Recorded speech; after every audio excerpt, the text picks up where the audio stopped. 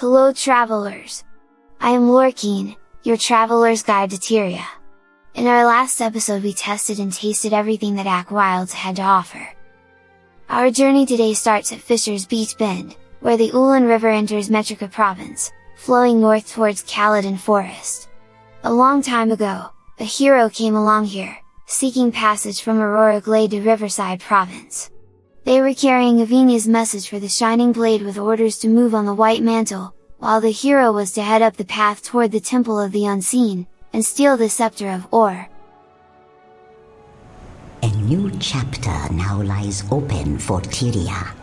The page has been turned, and the conflict begins in earnest. All is as I have foreseen. The hero's guide was old Jonas, who had personal reasons to look for revenge against the White Mantle, as they had killed his son Edgar, for speaking against the cult. Back then, old Jones would call this a dark river. Dark is an absence of light, but that was only part of it. He felt a shadow light over that region, casted by something unseen. Today the Ullen River remains a dangerous place, but not because of the White Mantle. Some jungle trolls made their home next to the fun house, but worse than that, a group of krait have a nest deep in these waters. Which is very unfortunate for the Aqualimit Krewe, who are camping on the shore. These Asura are working on a formula to boost swimming speed, but the krait keep destroying their supply containers, and taking researchers captive, locking them in an underwater cave. No, those foul beasts have returned for us! You're violating these waters! Leave this camp at once! We won't surrender our work so easily! Defend the camp! I don't have time for this. This is wonderful news! Your survival proves the potion's usefulness. Don't congratulate yourself. We had to fight our way out. Where were you? A rescue attempt would have been unnecessarily risky to our project. Besides, it was assumed that you'd outwit your captors. Admit that you left us for eel food. That's enough ridiculous talk. Collect yourselves, and return to your vital work. I can't believe the chief expects us to shrug this off and return to work. But we're so close to perfecting our formula for the Aqua Boost potion, we can't quit now. As much as I dislike him, it would be foolish to quit now. I suppose you're right. Sailing further on the river, we find more victims of the krait, the friendly hylek of the Michotl tribe. The krait are faster than the hylek, on both land and water, and they are constantly hunting this tribe and trying to destroy their eggs.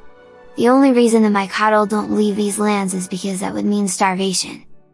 Cuatl is terrified of going underwater. He feels that the only choice his tribe has is how they choose to die, of hunger, or eaten by krait. Cuatl is the heart of this tribe and he is struggling to feed the hylek. You can help them by catching dragonflies or collecting soft marsh plants.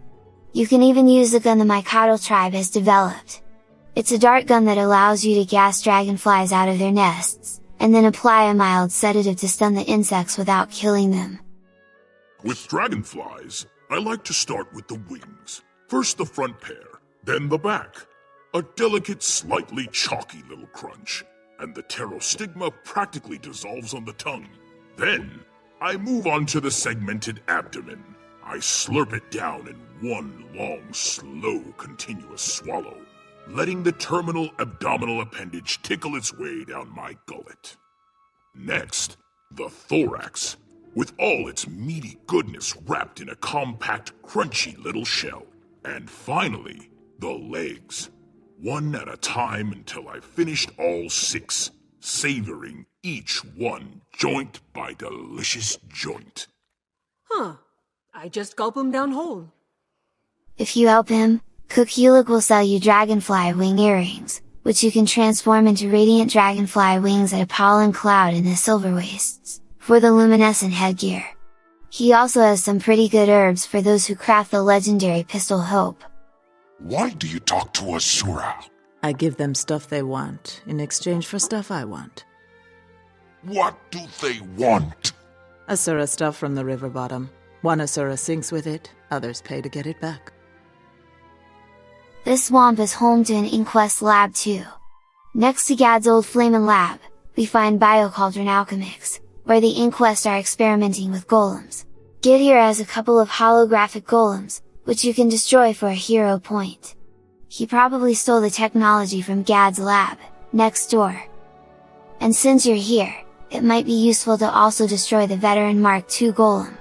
He patrols inside the lab and its arm is the key to the Inquest chest. Just be careful, Indri is going to fight you for it. Wonder how she got this big?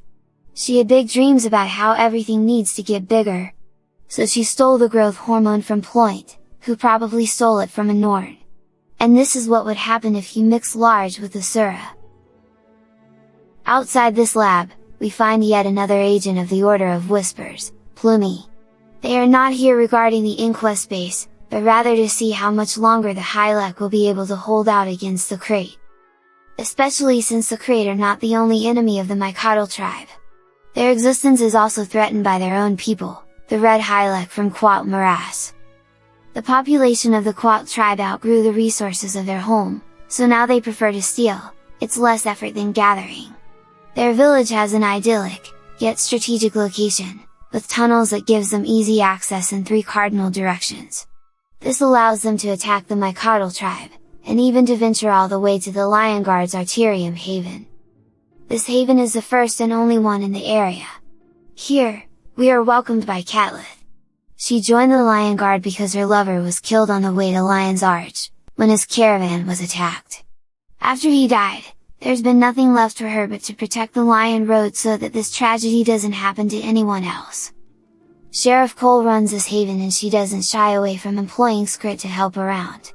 Plus their hoarding behavior makes them natural supply guards, freeing the Lionguard for more challenging duties. Guarding. Guarding! Guarding! Guarding, guarding, guarding. Guarding! Guarding! Guarding! Guarding! Ah, you win. Watching. In fact, when the Cuatl attack the haven, the sheriff will send a script to alert the Lionguard assault force. Rakiti, I want you to go to Deputy Tarf, and tell him to send his men in. This attack can't go unpunished. The hylek will learn not to mess with this haven. Shiny! You can escort Rakiti on her way to Deputy Turf, who is trying to destroy the Cuatl village, kill their chieftain and recover the Lionguard's stolen supplies. Shiny! Desist movement. Run away! Stuff! Run away! We're almost ready to humiliate the Deputy! hylek. We just need... Yes? What is it, Rakiti? Sheriff wants shinies back! Rakiti gets shinies! Teach hylek stealing bad! And did our ineffectual sheriff offer any thoughts on how precisely we might accomplish that? Yes! No! What? Sheriff, say how we get shinies back? Oh! Deputy talk like Rakiti stupid! Rakiti not stupid! Sheriff not say how we get shinies back! Alright, then I've just a plan. The hylek can attack if they're defending their own village. Get down there and get smashing! This is an ongoing effort, as the hylek are fast at multiplying, and in time they outgrow their grounds again. Rakiti, procure the purloined goods! Get shinies? Yes, get shinies! Shiny! What an exquisite roast! That ought to teach them some manners. Or conversely, it might incite them to an increased level of pugnacity. Invaders, you will pay for this! We'll burn your corpses in the ashes of our village! In the middle of the village, you can find a jug with a red sludge which appears to be a Cuatl health goo. It might make you want to gag, but its smell of flies and swamp water is really potent, and becoming more powerful isn't always pleasant. In this case, drinking this Cuatl tonic will give you a hero point and turn you red. Turf's assistant is permanently stationed here, being the heart in charge with planning the assault on the village, in the hopes this will keep the hylek too distracted to raid the neighborhood.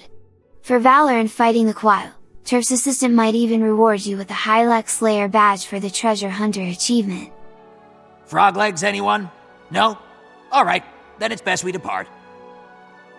In the middle of all this drama, the Asura are doing what they do best, commerce.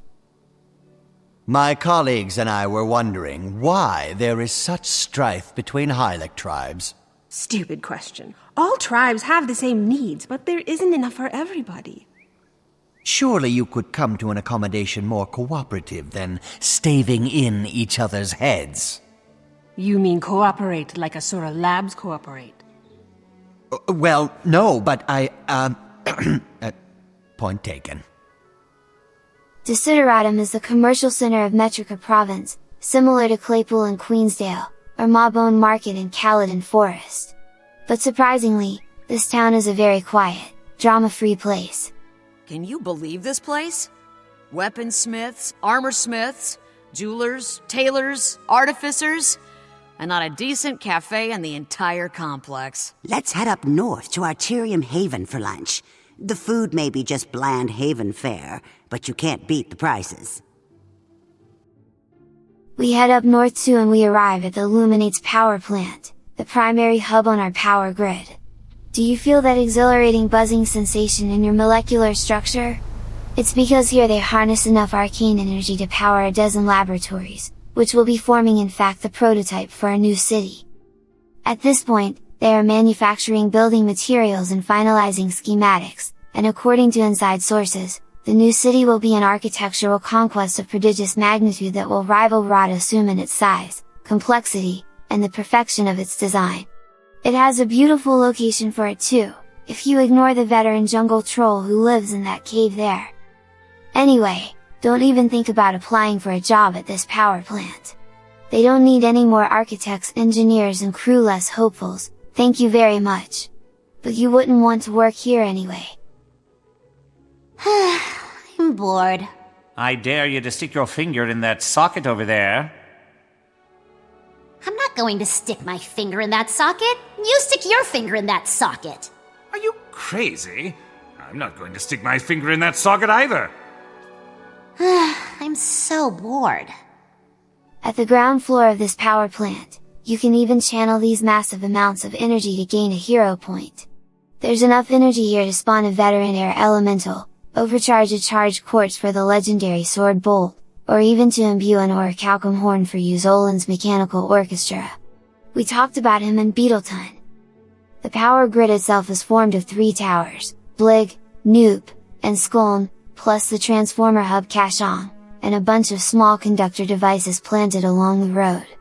Researcher Odds is part of the crew who has to deal with the perpetual struggle of maintaining all of this. You can help him kill the bothersome insects and lightning elementals, who are attracted to the energy passing through. In return, he is willing to sell you the lighting jar for the Uncanny Canner collection. Inquest saboteurs are also attacking the grid, and if you don't intercept them, they will destroy the towers, and then, you will have to go through the whole business of guarding Zoid and his reparatrons as they are trying to fix and reset the power grid. If you crafted an infinity ball in your personal life story, as an Asura, you get to visit this power plant again, and witness the headaches protesters give Luminates supervisor Vin regarding the Megahedron Collider, and the risk of it murdering Mother Tyria. Meanwhile, Zap created the Lumbo 009 golems that you see working here, prime for doing business. The golems are of course a target for the Inquest, who come by and try to steal them. Greetings, Luminates plant crew. The Inquest can put these golems to better use. Get out of here, worm!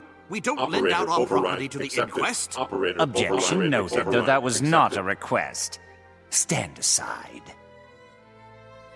I see your purpose has degraded to institutional larceny. How pitiful. Fool.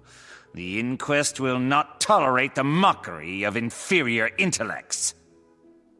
If the power grid is operational, you can use the lighting generator cannons against the foes. But regardless of how hard you fight, the Inquest will manage to reprogram and steal some of the golems, so Zap and Kip will have no choice but to go all the way to the Inquest outer complex to recover them. Kip! How could you let this happen? What? How was this my fault? Those golems were supposed to have been reprogrammed to our new specifications days ago! I fail to see how that's relevant. I'm officially holding you responsible until we recover every golem. Come with me. Where to? To the inquest complex. They have our property, and we're going to retrieve it. And all of these troubles are part of the power-overwhelming meta event. Anyway, Zap won't be the only one grateful for your involvement. Hindering the Inquest's nefarious activities is something that Peacemaker Oda is also aiming for. Recently there was an increase in kidnappings, not only of golems, but of innocents, so there is every reason to fear. And this Inquest facility is less a lab and more a fortress, so only a few are fortunate enough to have escaped, and based on their statements, the Inquest are attempting to harness soul energy. That sounds extremely dangerous, and we should definitely investigate. But first, we should get some rest and replenish our forces. One thing sure to raise our spirits is you clicking the like and subscribe button, just so we know you are ready to meet us next time, when we'll storm this Inquest outer complex to investigate their involvement in the explosion from the Thomanova reactor. But until then, happy exploring!